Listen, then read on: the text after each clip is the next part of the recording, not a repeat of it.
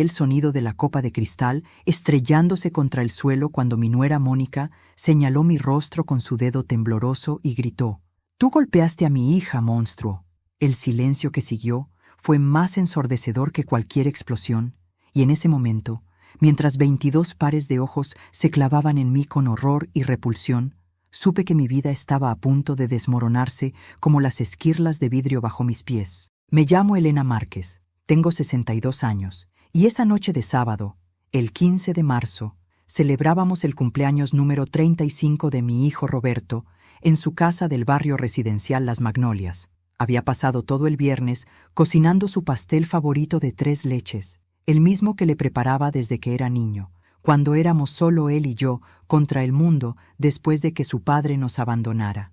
Llegué temprano para ayudar con los preparativos, como siempre hacía, con mi vestido azul marino que Roberto me había regalado el Día de las Madres y el collar de perlas que fue de mi madre.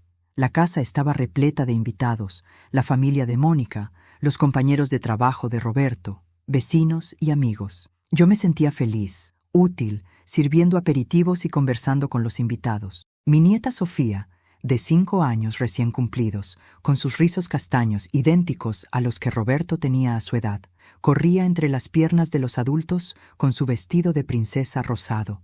Era mi mundo entero, esa niña.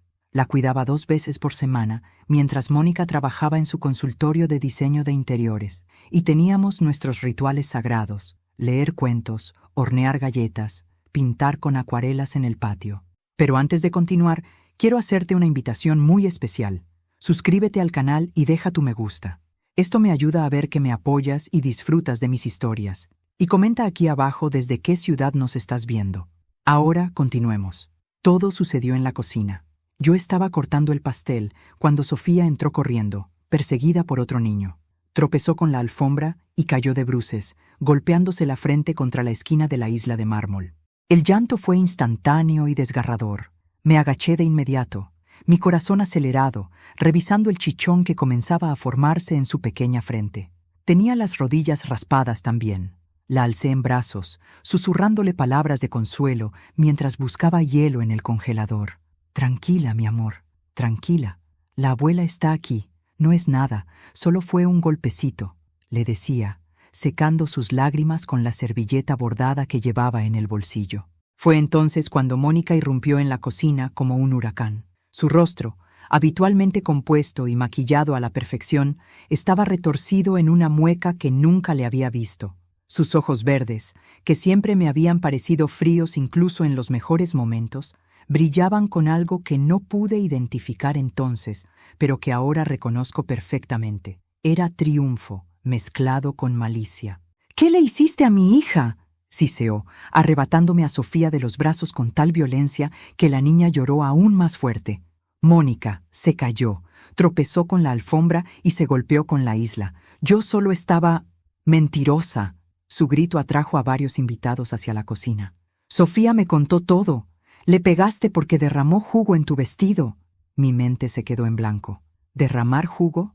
Yo no tenía ninguna mancha en mi vestido. Sofía ni siquiera había estado cerca de mí con ningún jugo en toda la tarde. «Eso no es cierto, Mónica. Por favor, estás confundida. La niña se cayó jugando. Yo la vi.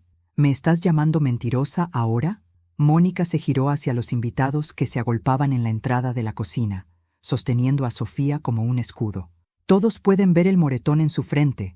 Esta mujer golpeó a mi hija porque manchó su precioso vestido». Roberto apareció entonces, abriéndose paso entre la multitud. Mi hijo, mi único hijo, alto y apuesto con su camisa blanca y sus ojos cafés que heredó de su padre ausente. Mi corazón dio un vuelco de alivio. Roberto me entendería. Roberto me conocía. Roberto sabía que yo jamás, jamás lastimaría a un niño, mucho menos a mi propia nieta.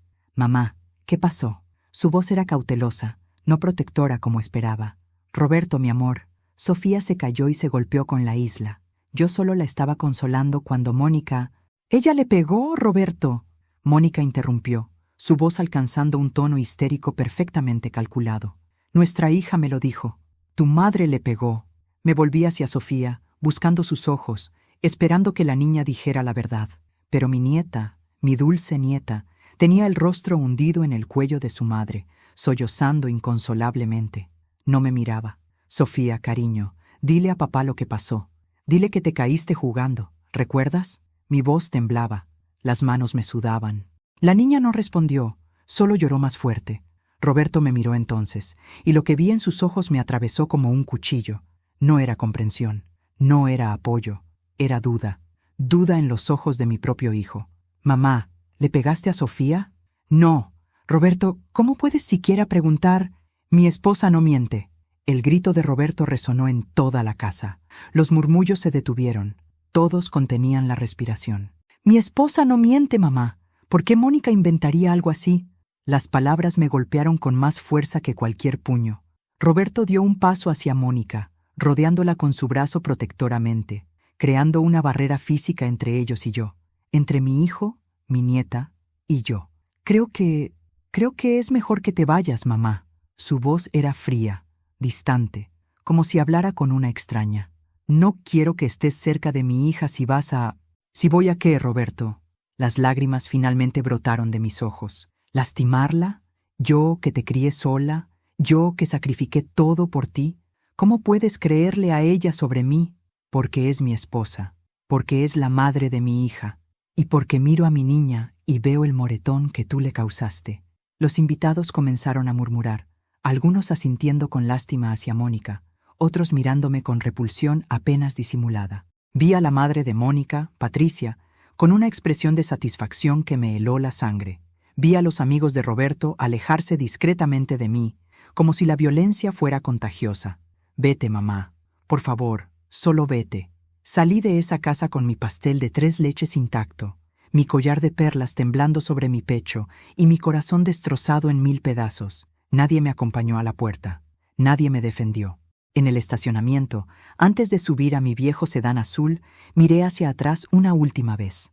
Roberto estaba en la ventana, observándome con una expresión que no pude descifrar. Mónica apareció detrás de él, poniendo su mano en su hombro, y vi algo en su rostro que me dejó helada. Una sonrisa, pequeña, pero inconfundible. Una sonrisa de victoria. Fue entonces cuando supe, con absoluta certeza, que esto no había sido un malentendido. Había sido una trampa. Conduje durante 40 minutos antes de darme cuenta de que había pasado mi salida 3 veces. Las luces de la autopista se fundían unas con otras a través de mis lágrimas, manchas amarillas y rojas que parecían sangrar en la oscuridad. Cuando finalmente llegué a mi apartamento en el 8º piso del edificio Vista Hermosa, un complejo modesto en el centro de la ciudad, eran casi las 11 de la noche, y mis manos temblaban tanto que dejé caer las llaves 2 veces antes de poder abrir la puerta. El silencio de mi hogar me recibió como un abrazo de hielo. Encendí las luces y todo se veía exactamente igual que cuando había salido esa mañana, llena de ilusión y cariño, con mi pastel envuelto cuidadosamente en papel aluminio y una bolsa con regalos para Roberto. Ahora todo parecía diferente, como si el apartamento mismo supiera lo que había sucedido, como si hasta las paredes me juzgaran. Me dejé caer en el sofá beige que había comprado en una liquidación hace 8 años. Ese mismo sofá donde Sofía se acurrucaba conmigo para ver sus caricaturas favoritas los martes y jueves por la tarde. El cojín todavía tenía la mancha de jugo de uva de la semana pasada, cuando nos reímos porque Sofía intentó hacer un truco de magia y terminó derramándolo. Pasé mis dedos por la tela gastada y sollocé hasta que mi garganta ardió. ¿Cómo había llegado hasta aquí? ¿Cómo mi vida, que no era perfecta pero era mía, se había convertido en esta pesadilla en cuestión de minutos? Pensé en Roberto, mi Roberto.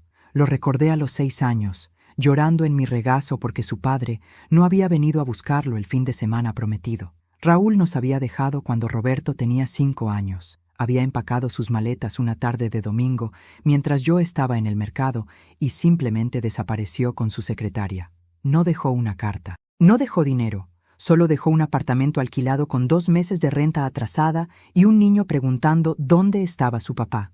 Trabajé 3 empleos durante años para mantenerlo. Por las mañanas era recepcionista en una clínica dental. Por las tardes limpiaba oficinas. Los fines de semana vendía cosméticos de puerta en puerta. Mis pies siempre dolían. Mis manos siempre olían a cloro. Pero Roberto nunca pasó hambre. Roberto siempre tuvo ropa limpia. Roberto siempre tuvo a alguien esperándolo después de la escuela con un abrazo y un sándwich. Lo ayudé con su tarea todas las noches en nuestra mesa de cocina desvencijada. Lloré de orgullo cuando se graduó con honores de la secundaria. Vendí el único anillo de oro que me quedaba de mi matrimonio para pagar su matrícula universitaria. Y cuando conoció a Mónica en su último año de administración de empresas, yo fui la primera en darle mi bendición. Eso fue hace 7 años. Mónica Sandoval, 23 años entonces, recién graduada de diseño de interiores de una universidad privada y cara. Venía de una familia adinerada. Su padre era dueño de una cadena de farmacias, su madre organizaba eventos de caridad y usaba carteras que costaban más que mi renta de 3 meses. Desde el principio, algo en su forma de mirarme me incomodaba. Era una mirada evaluadora, como si estuviera calculando mi valor y encontrándolo insuficiente. Pero Roberto estaba enamorado, deslumbrado por su belleza rubia y su mundo de country clubs y vacaciones en la playa. Y yo, que solo quería que mi hijo fuera feliz después de todo lo que habíamos pasado juntos, guardé mis reservas en un rincón oscuro de mi corazón y sonreí en su boda. La boda fue en el jardín de la casa de los Sandoval, una mansión con fuente y estatuas de mármol. Yo me senté en la tercera fila, con mi vestido color perla comprado en oferta, mientras la familia de Mónica ocupaba las primeras 2 filas con sus trajes de diseñador. Durante el brindis, Patricia, la madre de Mónica, habló durante 20 minutos sobre lo perfecta que era su hija. Nadie mencionó mi nombre, nadie habló de la mujer que había criado solo al novio. Cuando Roberto me invitó a bailar, vi cómo Mónica fruncía los labios con desaprobación. Los primeros años fueron una danza delicada. Mónica siempre estaba ocupada cuando la invitaba a almorzar. Siempre tenía planes cuando sugería visitarlos. Mis llamadas a Roberto se fueron espaciando porque Mónica siempre necesitaba que él hiciera algo justo cuando yo llamaba. Cuando nació Sofía, pensé que las cosas mejorarían. Un bebé, pensé ingenuamente, nos uniría. Por un tiempo pareció que así era. Mónica necesitaba ayuda con la bebé, y yo estaba más que dispuesta. Me jubilé de mi trabajo en la clínica dental a los 59 años y me ofrecí como niñera. Ver a mi nieta crecer se convirtió en el propósito de mis días, pero incluso entonces sentía la tensión. Mónica criticaba cómo sostenía a Sofía, cómo la alimentaba, qué canciones le cantaba. Eso no es higiénico, Elena. Eso no es lo que dice el pediatra, Elena. En mi familia lo hacemos diferente, Elena. Nunca me llamaba mamá, aunque yo llamaba suegros a sus padres por respeto. Me levanté del sofá y caminé hacia mi habitación, pasando por las fotografías enmarcadas en el pasillo. Roberto de bebé, Roberto en su primera comunión, Roberto en su graduación universitaria, Roberto, Mónica, Sofía y yo, en el bautizo de la niña. La única foto donde aparecíamos los 4 juntos. Yo estaba ligeramente desenfocada en un costado, como si el fotógrafo hubiera olvidado incluirme en el encuadre. En mi mesita de noche guardaba un álbum de fotos que Sofía y yo habíamos hecho juntas el mes pasado. Abuela y yo, decía la portada con las letras torcidas de su puño infantil. Había fotos de nosotras en el parque, en la cocina haciendo galletas, pintando en el patio. En cada foto, Sofía sonreía. En cada foto, yo sonreía. ¿Esa niña sonriente parecía asustada de mí? ¿Parecía lastimada? El teléfono sonó, sobresaltándome. Eran las 11:30 de la noche. Por un momento de esperanza desesperada, pensé que sería Roberto llamando para disculparse, para decir que había sido un terrible malentendido. Pero el identificador de llamadas mostraba un número que conocía tan bien como el mío propio. Carmen Rodríguez, mi mejor amiga desde hace 32 años. ¿Elena? Dime que estás en casa. Dime que estás bien. Su voz estaba cargada de preocupación. ¿Cómo te enteraste? Mi voz sonaba hueca, vacía. Mercedes Contreras estaba en la fiesta. Su hija trabaja con Roberto. Me llamó hace una hora. Elena, ven a mi casa ahora mismo. No deberías estar sola. Carmen vivía a 20 minutos de distancia, en un pequeño dúplex que compartía con su esposo Julio y sus 2 gatos persas. Habíamos trabajado juntas en la clínica dental durante 15 años. Y había sido mi roca durante el divorcio, durante las noches difíciles cuando Roberto estaba enfermo, durante cada crisis de mi vida adulta. No puedo moverme, Carmen. No puedo. No sé qué hacer. ¿Te golpeó? Dime la verdad, Elena. ¿Le pegaste a esa niña? La pregunta me dolió más viniendo de ella, aunque supe que tenía que preguntar. No, por supuesto que no. Carmen, tú me conoces. Tú sabes que yo nunca... Lo sé, mi amor. Por eso necesito que vengas aquí ahora mismo. Julio irá a buscarte. Media hora después estaba sentada en la cocina de Carmen, con una taza de té de manzanilla entre mis manos temblorosas, contándole todo. Julio, un hombre callado y bondadoso, que había sido mecánico durante 40 años, escuchaba desde la puerta con los brazos cruzados y el ceño fruncido. «Esa mujer está mintiendo», dijo Carmen con convicción absoluta después de que terminé mi relato. «La pregunta es ¿por qué? Porque me odia», susurré. «Siempre me ha odiado». «El odio no es suficiente para hacer algo así», intervino Julio, su voz grave y pensativa. «Esto suena planeado, calculado. ¿Qué gana ella destruyéndote?» La pregunta flotó en el aire como humo. ¿Qué ganaba Mónica? Mi teléfono vibró en ese momento. Un mensaje de texto, de Roberto. «Mamá, después de lo de hoy, creo que es mejor que no vengas a casa por un tiempo. Necesito proteger a mi familia. No intentes contactar a Sofía. Por favor, respeta esto». Leí el mensaje 3 veces, cada palabra clavándose en mi pecho como un clavo oxidado. Mi hijo, mi único hijo, me estaba desterrando de su vida, de la vida de mi nieta. «¿Qué dice?» Carmen intentó ver la pantalla, pero la aparté. «Me está echando de sus vidas». Las palabras salieron rotas, apenas un susurro. Carmen tomó mi mano entre las suyas, sus ojos oscuros llenos de una furia que yo no podía sentir todavía. Yo solo sentía vacío, un vacío tan profundo que pensé que me tragaría entera. «Entonces vamos a demostrar la verdad», dijo Carmen con determinación. «No vamos a dejar que esa mujer te quite todo lo que has construido. Elena, mírame. Esto no termina aquí». Pero mientras miraba mi reflejo en la ventana oscura de la cocina de Carmen, una mujer de 62 años con el rímel corrido y el corazón destrozado, no pude evitar preguntarme si ya había terminado, si en una sola noche Mónica había logrado lo que años de distancia no pudieron, separarme de mi hijo para siempre. El lunes por la mañana desperté en el sofá de Carmen con un dolor de cabeza que parecía querer partirme el cráneo en dos. La luz del sol entraba despiadada por las ventanas y por un momento bendito no recordé nada. Entonces todo volvió como una avalancha, la acusación, la humillación, el destierro. Me senté bruscamente, buscando mi teléfono con manos temblorosas. Había 3 mensajes más de Roberto, todos enviados durante la madrugada. «Mamá, Sofía ha tenido pesadillas toda la noche. El pediatra dice que esto es trauma por el incidente. Por favor, mantente alejada. Mónica está considerando hacer una denuncia formal. Le pedí que no lo haga por tu bien. No me hagas arrepentirme. Espero que entiendas que esto no es personal. Eres mi madre y siempre te querré, pero mi deber es con mi esposa e hija». Cada mensaje era un puñal diferente. El primero me hacía sentir como un monstruo. El segundo me aterrorizaba. El tercero, con su frialdad formal, me destrozaba de una manera que las acusaciones directas no podían. «No es personal». Pero como si pudiera haber algo más personal que esto. Carmen entró a la sala con 2 tazas de café y una expresión determinada que conocía bien.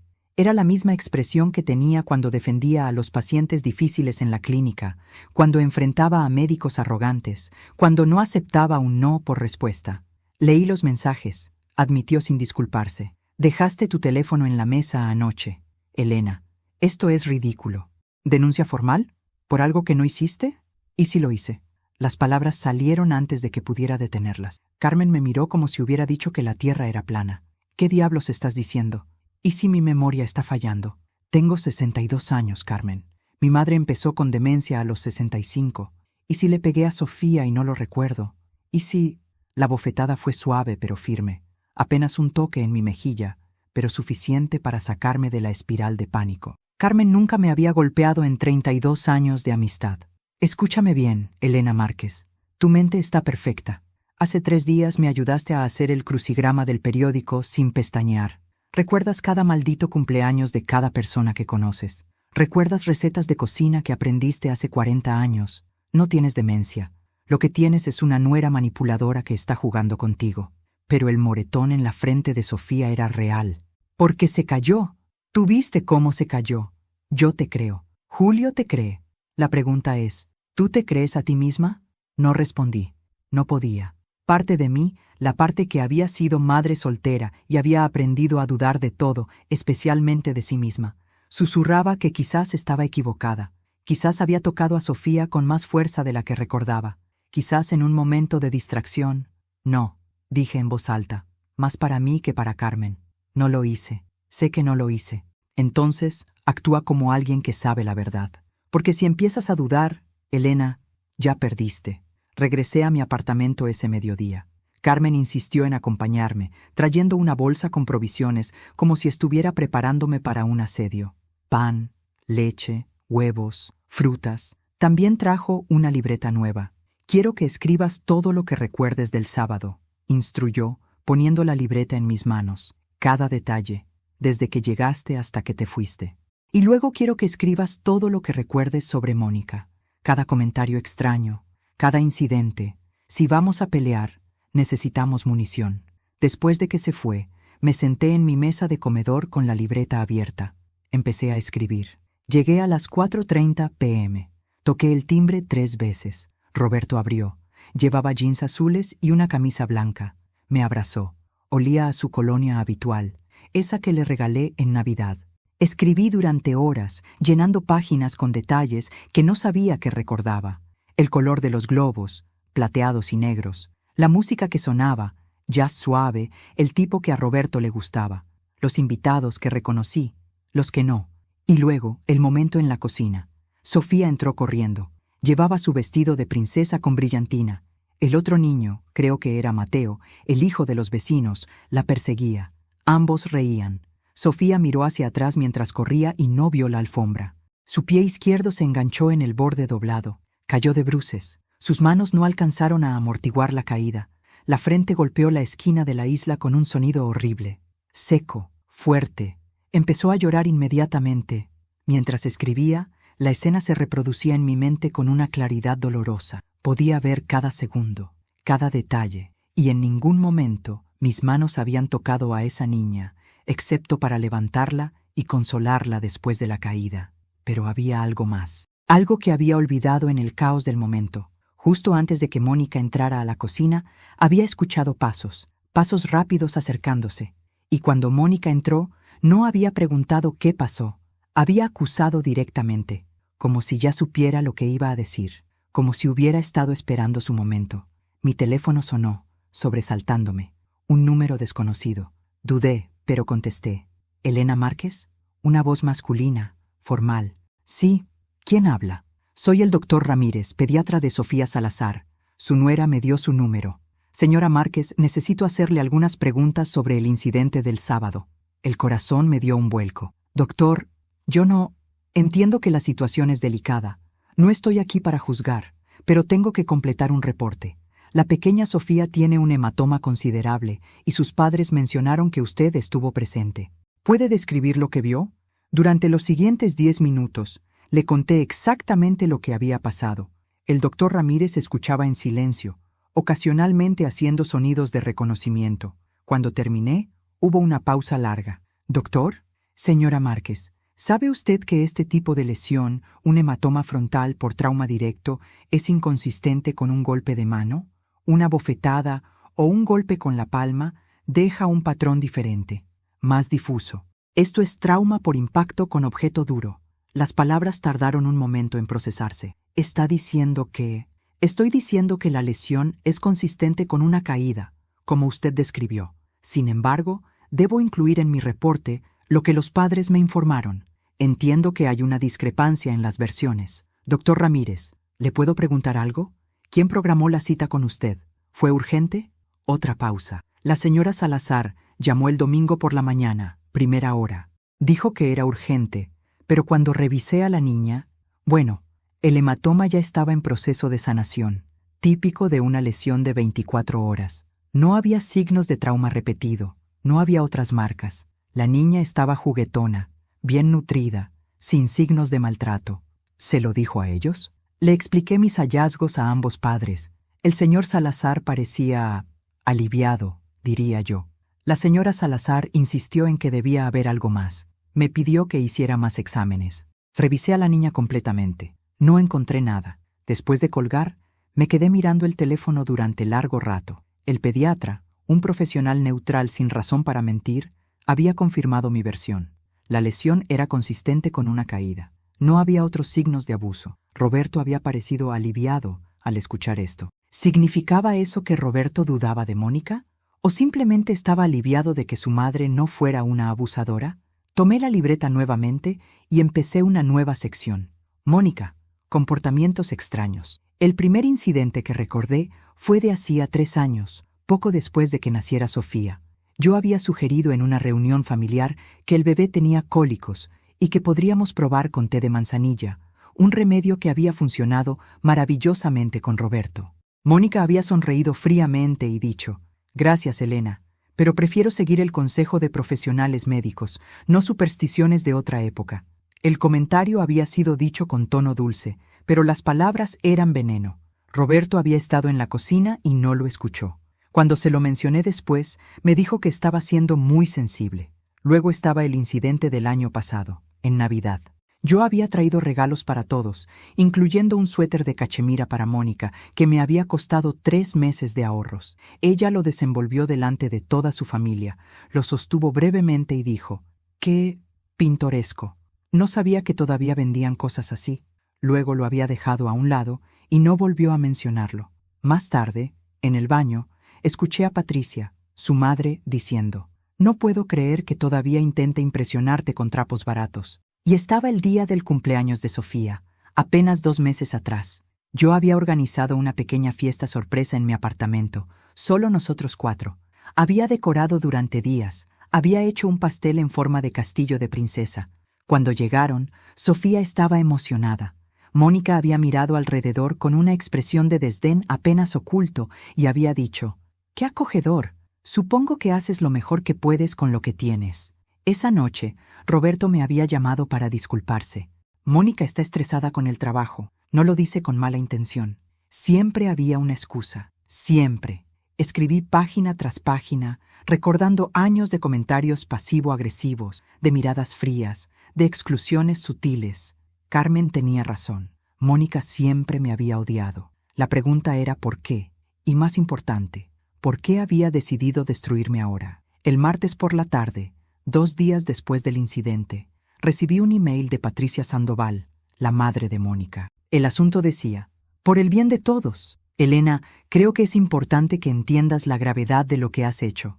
Mi hija está destrozada. Mi nieta está traumatizada. Como madre, deberías avergonzarte. Roberto merece una familia que lo apoye, no que lo avergüence. Quizás es momento de que consideres darle espacio permanente. A veces, el mayor acto de amor es saber cuándo alejarse». Leí el email 5 veces, cada palabra más venenosa que la anterior. No era solo Mónica. Era toda su familia, orquestando mi exilio. Esa noche, acostada en mi cama, mirando el techo donde todavía estaban las estrellas fosforescentes que había pegado cuando Roberto era pequeño, tomé una decisión. No me iba a rendir, no sin pelear, no sin saber la verdad completa, porque algo en todo esto no cuadraba. Y si había aprendido algo en mis 62 años de vida, en mis años criando sola a un hijo, en mis años sobreviviendo cuando todos apostaban a que fallaría, era esto: cuando algo no cuadra es porque alguien está mintiendo. Y esta vez iba a descubrir quién y por qué. Había una memoria que me perseguía desde el sábado, un recuerdo que no encajaba con el resto. Fue 6 meses atrás, un martes común cuando cuidaba a Sofía. Mónica había llegado temprano de su oficina, inusualmente temprano, y me encontró en el patio trasero con Sofía, ambas pintando acuarelas bajo el sol de la tarde. «¡Mami!». Sofía había corrido hacia ella, con los brazos abiertos, manchados de pintura azul. Mónica se había agachado para abrazarla, pero algo en su expresión me heló. No era amor maternal lo que vi. Era algo más oscuro, más calculado. Esa noche, después de que se fueron, encontré mi libreta de direcciones en la basura. La misma libreta donde guardaba los números de los amigos de Roberto, de nuestra familia lejana, de las personas que habíamos conocido a lo largo de los años. Pensé que había sido un accidente, que quizás se cayó, pero ahora, sentada en mi apartamento con mi propia libreta llena de recuerdos dolorosos, entendía que no había sido casualidad.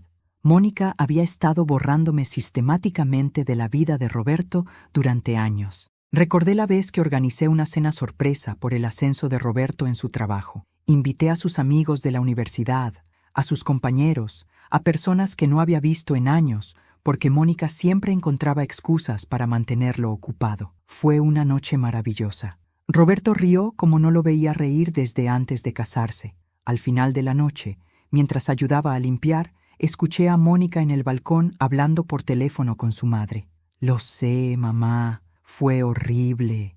Elena invitó a toda esa gente. Común. Roberto estaba actuando como si volviera a tener 20 años. Es patético.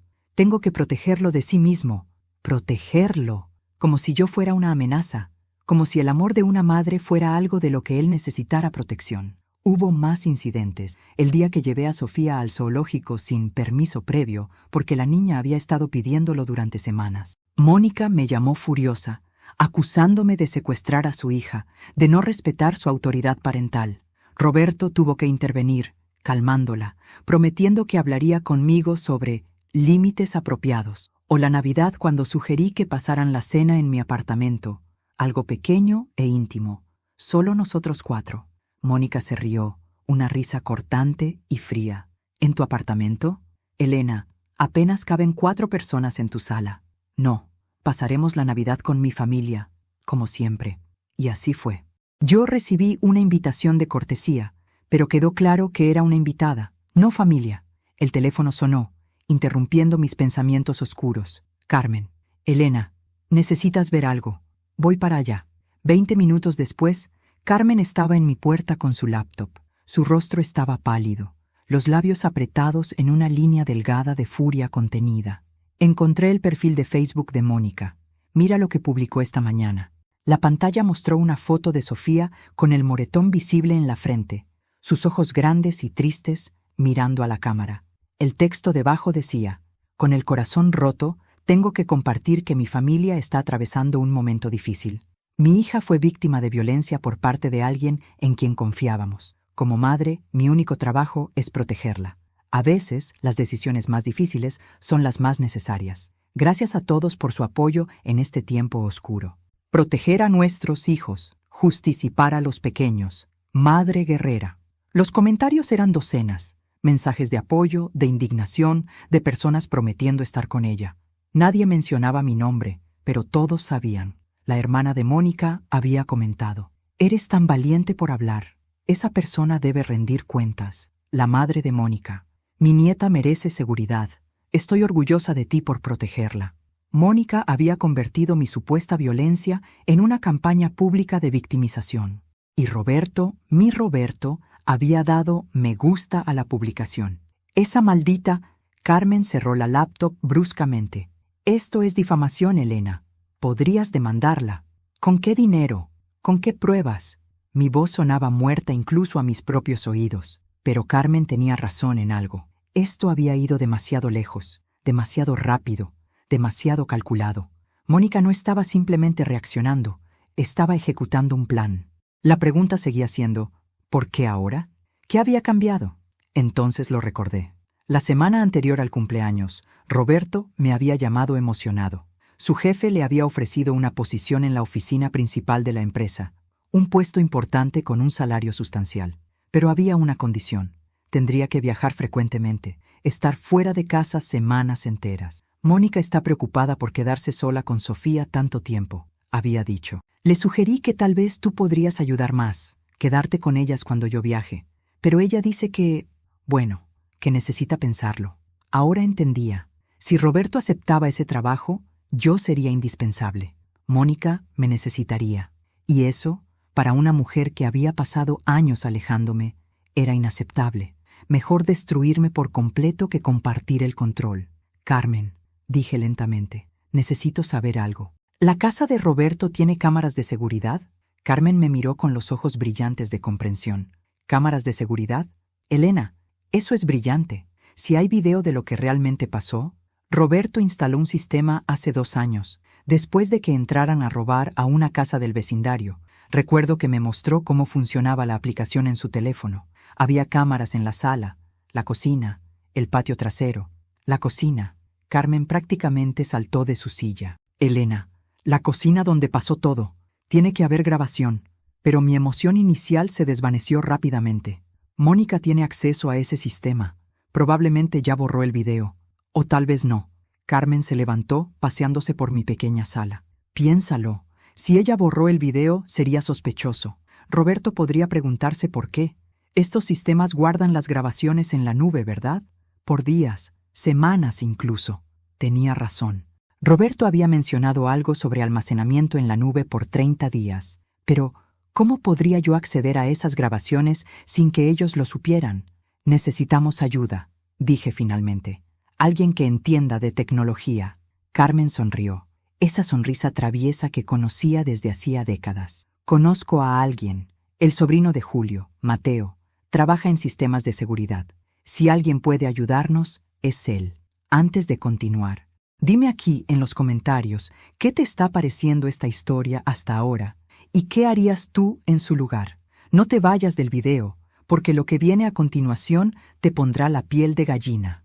Esa misma tarde, Mateo Torres estaba sentado en mi sofá, un joven de 28 años con lentes gruesos y una laptop que parecía salida de una película de ciencia ficción. Escuchó mi historia sin interrumpir, sus dedos tamborileando pensativamente sobre el teclado.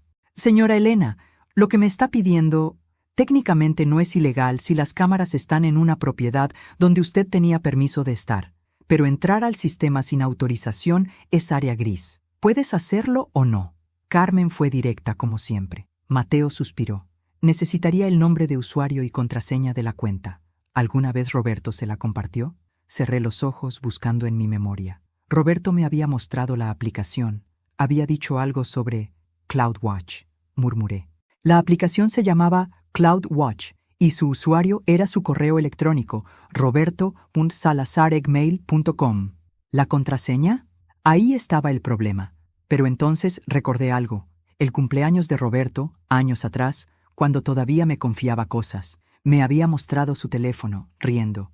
Mamá, uso la misma contraseña para todo. Sofía 2019, el año que nació. Lo sé, no es seguro, pero es fácil de recordar.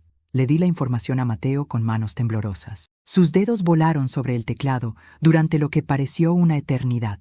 Entonces se detuvo, sus ojos fijos en la pantalla. Estoy dentro.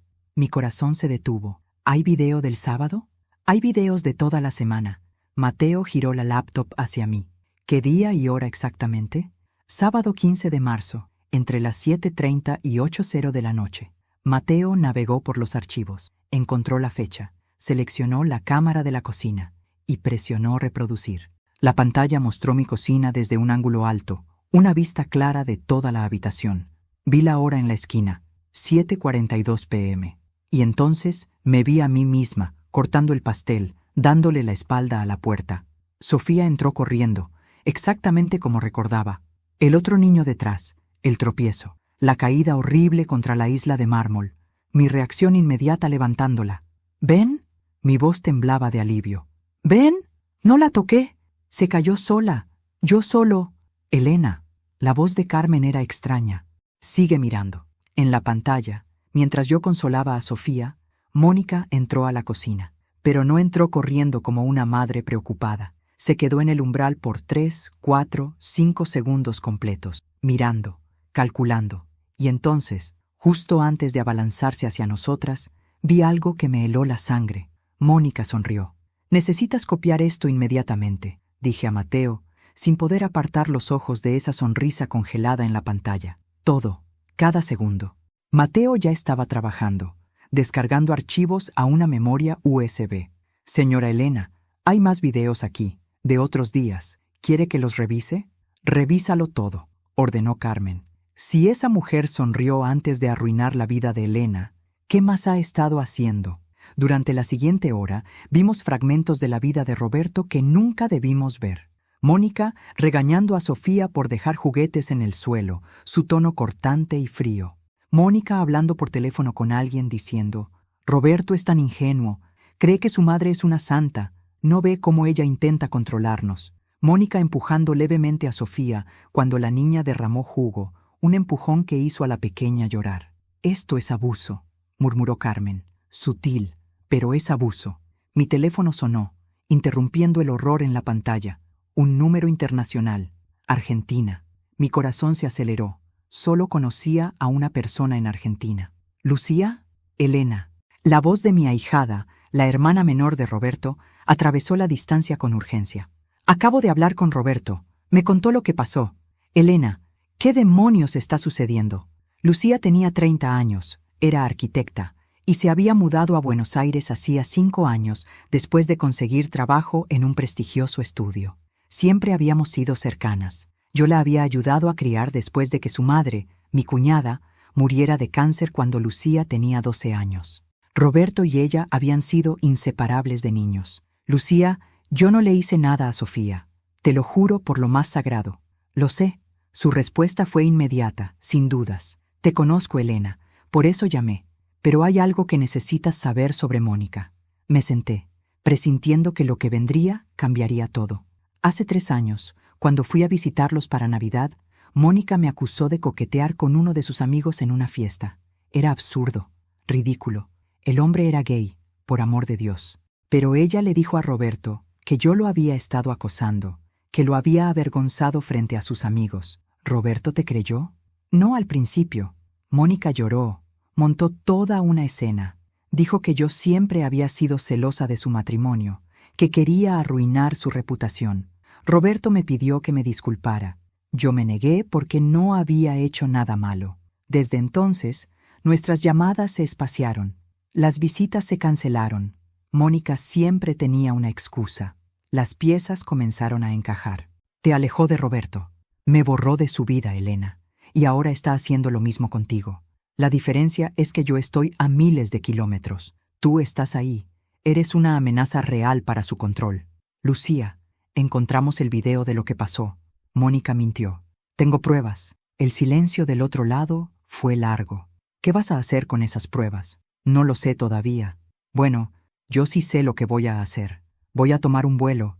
Estaré allá en 2 días. Elena, no vas a enfrentar esto sola.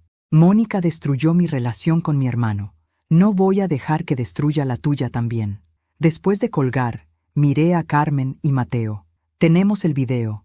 Tenemos una aliada. Ahora necesitamos un plan. Carmen sonrió, pero no era una sonrisa amable. Era la sonrisa de alguien listo para la guerra. Oh, tengo algunas ideas, y todas terminan con Mónica expuesta frente a toda su familia perfecta.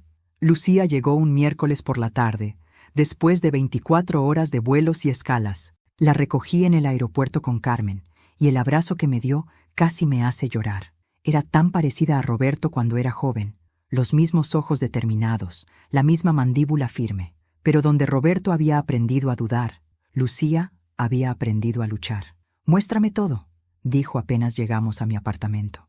Mateo había preparado una presentación completa. No solo el video del sábado, sino una compilación de momentos inquietantes de las últimas semanas. Mónica ignorando a Sofía cuando la niña pedía atención.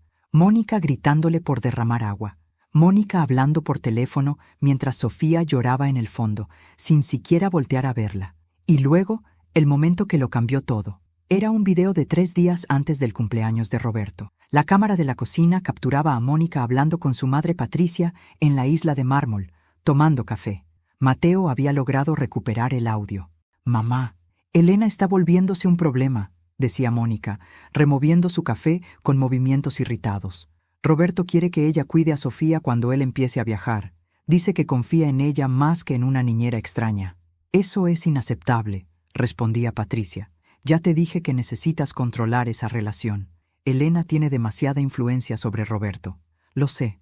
Por eso necesito hacer algo drástico, algo que haga que Roberto la vea diferente, que la aleje permanentemente». «¿Qué estás pensando?» Mónica había sonreído entonces, la misma sonrisa fría que había mostrado antes de acusarme. «Todavía no estoy segura, pero se me ocurrirá algo. Siempre lo hago». El silencio en mi apartamento después de ver ese video era denso, pesado. Lucía tenía las manos apretadas en puños, sus nudillos blancos. Esa desgraciada lo planeó todo, siseó. No fue un impulso, no fue un malentendido, lo planeó. «La pregunta es», dijo Carmen lentamente, «¿cómo usamos esto? Si simplemente le mostramos el video a Roberto, Mónica podría manipularlo otra vez. Necesitamos algo más grande. Necesitamos testigos, agregué, mi mente trabajando rápidamente. Necesitamos que su propia familia vea quién es realmente. Lucía me miró con algo parecido al orgullo. ¿Qué estás pensando, Elena? La idea había estado formándose en mi cabeza desde que vi ese primer video. Era arriesgada, potencialmente dolorosa, pero era la única manera de asegurar que la verdad no pudiera ser enterrada otra vez. El domingo es el cumpleaños de Patricia, la madre de Mónica. Siempre hace una gran celebración en su casa. Invita a toda la familia extendida, amigos, vecinos. Roberto y Mónica nunca se la pierden. ¿Quieres exponer a Mónica en el cumpleaños de su madre? Carmen silbó bajo. Eso es audaz. Es perfecto, corrigió Lucía. Mónica te humilló públicamente. Es justo que la verdad salga de la misma manera, pero ¿cómo entramos? No te van a invitar. Sonreí por primera vez en días. No me van a invitar a mí.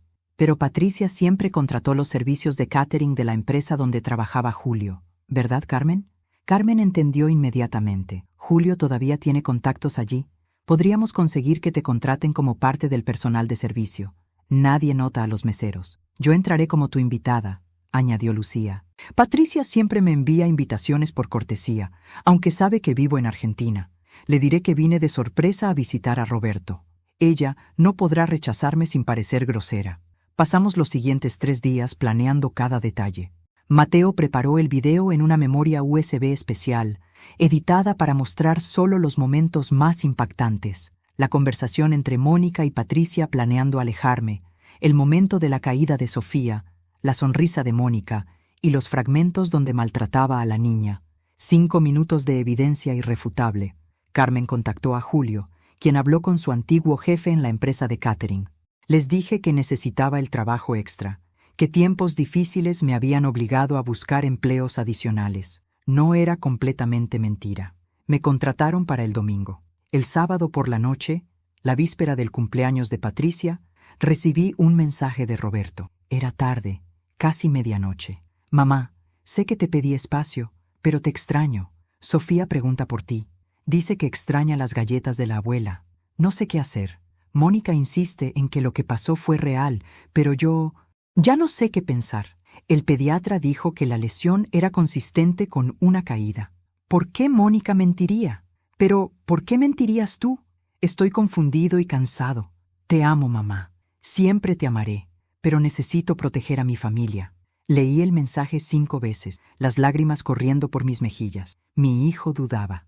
Finalmente dudaba, pero todavía no era suficiente. Necesitaba que viera la verdad completa con sus propios ojos. Mañana, susurré al teléfono, aunque Roberto no podía oírme. Mañana sabrás todo, mi amor, y espero que puedas perdonarme por lo que estoy a punto de hacer, porque exponer a Mónica significaría destruir el matrimonio de Roberto. Significaría que Sofía crecería en un hogar roto, pero mantener el silencio significaría dejar a mi nieta en manos de una mujer capaz de usar a su propia hija como arma. No había elección buena, solo había la verdad. Y la verdad, sin importar cuán dolorosa, siempre era mejor que una mentira confortable. El domingo llegó con un cielo despejado y una ironía cruel. Era un día perfecto para una fiesta. Era un día perfecto para destruir mentiras. Me vestí con el uniforme negro y blanco del servicio de catering. Recogí mi cabello en un moño apretado y usé gafas que normalmente no necesitaba. Parada frente al espejo, casi no me reconocía. Perfecto. La mansión de Patricia Sandoval estaba transformada en un jardín de ensueño. Globos dorados por todas partes, mesas con manteles blancos, una fuente de chocolate, un cuarteto de cuerdas tocando música clásica. Había al menos 80 invitados. Reconocí a muchos de ellos de la boda de Roberto, de otras reuniones familiares donde siempre fui tratada como la invitada incómoda. Lucía llegó 20 minutos después que yo, elegante en un vestido azul eléctrico. Vi cómo Patricia la recibía con sorpresa fingida y abrazos falsos. Vi cómo Mónica se tensaba al verla. Y vi a Roberto, mi hijo, con Sofía de la mano, luciendo cansado y más viejo de lo que debería verse a los 35 años. Serví bebidas, recogí platos, esperé. Mateo estaba en un auto afuera, controlando remotamente el televisor gigante del salón principal que Patricia usaría para mostrar fotos de su vida. Ya había hackeado el sistema. Solo esperaba mi señal. A las 4 de la tarde, Patricia reunió a todos en el salón para el brindis tradicional. Mónica estaba a su lado, radiante en un vestido color marfil, sonriendo como la nuera perfecta. Roberto sostenía a Sofía, quien miraba a su alrededor con ojos curiosos. Fue entonces cuando Lucía me buscó con la mirada. Yo asentí. Ella se acercó a Patricia con una copa en alto. Patricia, antes del brindis, ¿puedo compartir algo? Es un video especial que preparé sobre la familia, un homenaje. Patricia, halagada y sin sospechar nada, aceptó encantada. Qué maravilloso, Lucía, por supuesto. Saqué mi teléfono y envié el mensaje a Mateo. Ahora, la pantalla gigante cobró vida. Primero apareció la fecha, 3 días antes del cumpleaños de Roberto. Luego, la cocina. Mónica y Patricia tomando café. La voz de Mónica llenó el salón.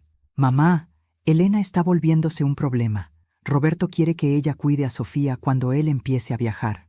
El silencio fue instantáneo y absoluto. Patricia palideció. Mónica dejó caer su copa de champán. Eso es inaceptable.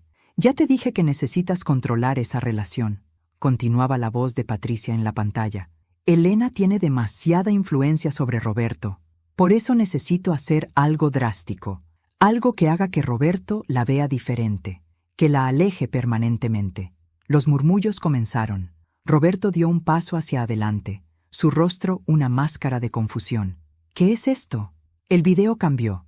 Ahora mostraba el sábado del cumpleaños, la cocina, Sofía corriendo, la caída horrible, yo levantándola, y luego Mónica en el umbral, observando, calculando, sonriendo antes de gritar su acusación. Dios mío, susurró alguien. Pero el video no terminó. Mostró fragmentos de Mónica empujando a Sofía, ignorándola, gritándole. Mostró un patrón de comportamiento que nadie había querido ver. ¡Apaguen eso! Mónica corrió hacia la pantalla, pero Lucía la interceptó. No, Mónica, todos van a ver quién eres realmente. Roberto se había quedado petrificado, con Sofía todavía en brazos. Cuando el video terminó, me quité las gafas y me acerqué. El salón se dividió como el mar rojo. ¡Roberto! Mi voz tembló pero se mantuvo firme. Yo nunca toqué a tu hija, nunca la lastimaría, pero ella, señalé a Mónica, usó a Sofía como arma para destruirme. Esto es mentira. Es manipulación digital. Elena está desesperada. Mónica intentó defenderse, pero su voz sonaba histérica, culpable. ¿Desesperada? Roberto finalmente habló, su voz quebrada. Tú planeaste todo esto. Usaste a nuestra hija. Yo te protegía. Tu madre te estaba quitando de mí. Mónica ya no intentaba negarlo. Todo lo que hago es por esta familia, por mantenerte enfocado en nosotros, no en mi madre, la mujer que me crió sola. ¿La mujer que sacrificó todo por mí? Roberto le entregó a Sofía a Lucía y caminó hacia mí. Tenía lágrimas en los ojos. Mamá, Dios, ¿qué he hecho? Caí de rodillas cuando me abrazó. Años de dolor, de soledad, de injusticia se derramaron en sollozos que sacudieron todo mi cuerpo. Lo siento tanto. Roberto lloraba contra mi hombro. Te creí incapaz de perdonarme. Ya estás perdonado, mi amor. Siempre estarás perdonado. Patricia intentó llevar a Mónica hacia la salida, murmurando sobre escándalos y malentendidos, pero los invitados ya habían sacado sus teléfonos. El video se volvería viral antes del anochecer. La familia perfecta de los Sandoval estaba destruida, su reputación en ruinas. 2 semanas después, Roberto inició el divorcio. Las grabaciones fueron suficiente evidencia para conseguir custodia completa de Sofía. Mónica enfrentó cargos por difamación y Servicios Sociales abrió una investigación por maltrato infantil. Ahora, 3 meses después, estoy en mi apartamento con Sofía en mi regazo, leyendo el mismo cuento que leía a Roberto hace 30 años. Roberto está en la cocina preparando café, llamándome cada 5 minutos para preguntarme si necesito algo. La verdad tuvo su precio. Roberto carga con la culpa de haberme dudado. Sofía tendrá que crecer entendiendo que su madre no era quien pretendía ser. Yo tengo pesadillas sobre ese momento en la cocina, preguntándome qué hubiera pasado si no hubiera luchado.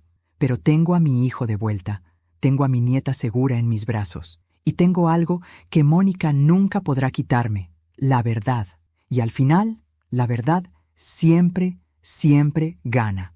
Gracias de corazón por acompañarme hasta el final de esta historia tan intensa. Si te llegó al alma, si te hizo reflexionar o si te mantuvo con el corazón apretado, te invito a apoyarme.